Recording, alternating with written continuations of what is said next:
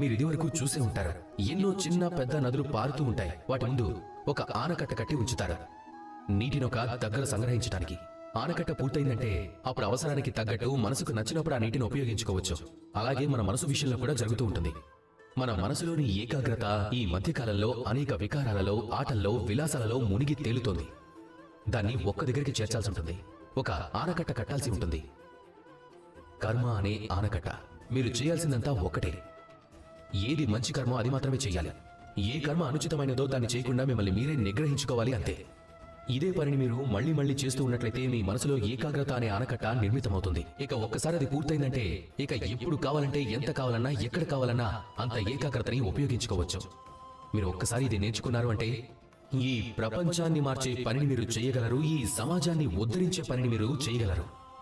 కనుక మనసును నిగ్రహించుకొని నాతో పాటు ప్రేమగా చెప్పండి, రాధా కృష్ణ.